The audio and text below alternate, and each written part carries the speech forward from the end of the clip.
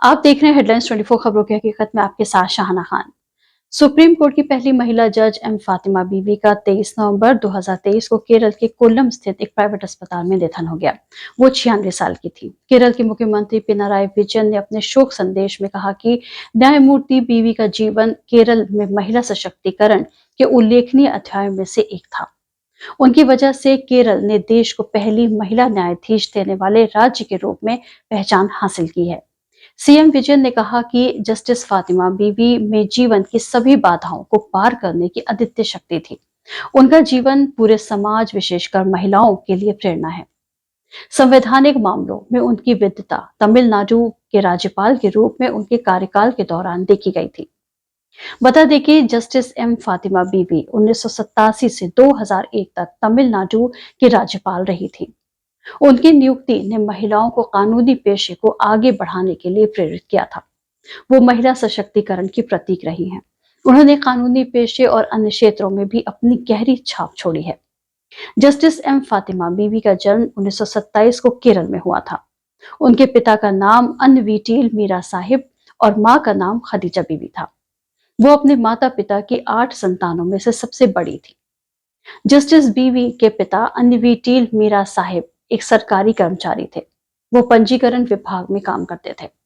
साहिब ने उस समय अपने बच्चों, विशेषकर अपनी 6 बेटियों को शिक्षा हासिल करने के लिए भरपूर प्रोत्साहन दिया था। फातिमा बीवी ने स्कूली शिक्षा पथानामथिट्टा के कैथोलिक स्कूल से की थी।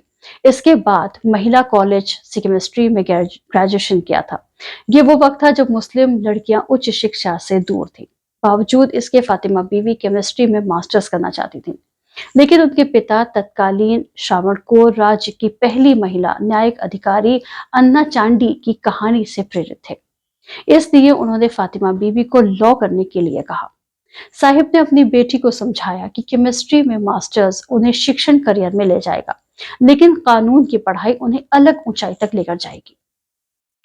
फातिमा बीवी ने त्रिवेंद्रपुरम के एक सरकारी लॉ कॉलेज से कानून की पढ़ाई पढ़ी। लॉ का रास्ता चुनने के बाद उन्होंने कई स्तर पर इतिहास रचा। 1949-50 में जब उन्होंने लॉ स्टूडेंट के रूप में स्नातक की उपाधि प्राप्त की, तो वकील के रूप में नामांकित होने के लिए बार काउंसिल द्वारा आयोजित एक परीक्षा पास करना जरूरी था। 1950 में फातिमा बार काउंसिल में स्वर्ण पदक पाने वाली पहली महिला लॉ ग्रेजुएट बनी। इसके बाद उन्होंने कोल्लम जिला अदालत में जूनियर वकील के रूप में दाखिला लिया। वो हिजाब पहनकर अदालत जाती थी। एक मुस्लिम महिला का कोर्ट में जाना मुस्लिम समुदाय के रूढ़िवादियों को रास नहीं आ रहा था, लेकिन फातिमा ने कभी भी इसकी परवाह नहीं की और आगे बढ़ती रही।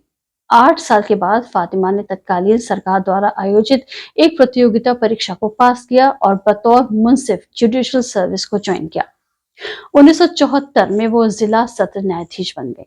जस्टिस बीवी को 1983 में केरल उच्च न्यायालय के न्यायाधीश के रूप में नियुक्त किया गया था और 1989 में उन्हें सर्वोच्च न्यायालय के न्यायाधीश के रूप में पदोन्नत किया गया था। 1989 से 1992 तक सर्वोच्च न्यायालय की जस्टिस फातिमा बीवी का कार्यकाल शानदार रहा। इसके बाद तो ब्रेक लेंगे, मुंह सूख गया। थोड़ा सा नीचे कर दीजिए। बस वो अंगूर खा लिया ना, मुंह सूख गया अंदर से।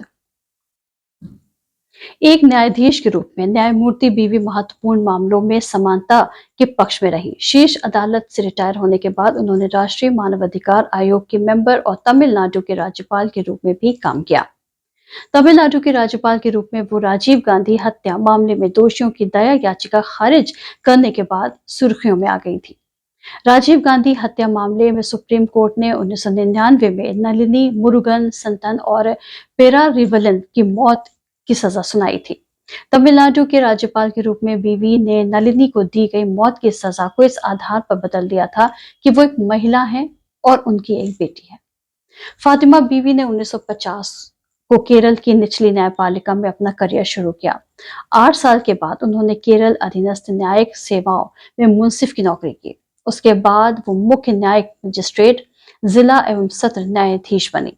1983 में फातिमा बीवी केरल उच्च न्यायालय की न्यायाधीश बनी। 1986 में फातिमा बीवी केरल हाई कोर्ट में रिटायर हुई और फिर 1989 में सर्वोच्च न्यायालय की न्यायाधीश नियुक्त की गई। फातिमा बीवी ने पुरुष प्रधान न्यायपालिका में महिलाओं के लिए करियर बनाने का दरवाजा खोलने का काम किया था। वो किसी भी उच्च न्यायपालिका में नियुक्त होने वाली पहली मुस्लिम महिला न्यायाधीश भी थी। साथ ही एशिया में एक राष्ट्र के सर्वोच्च न्यायालय की पहली महिला न्यायाधीश का खिताब भी उन्हीं के नाम है।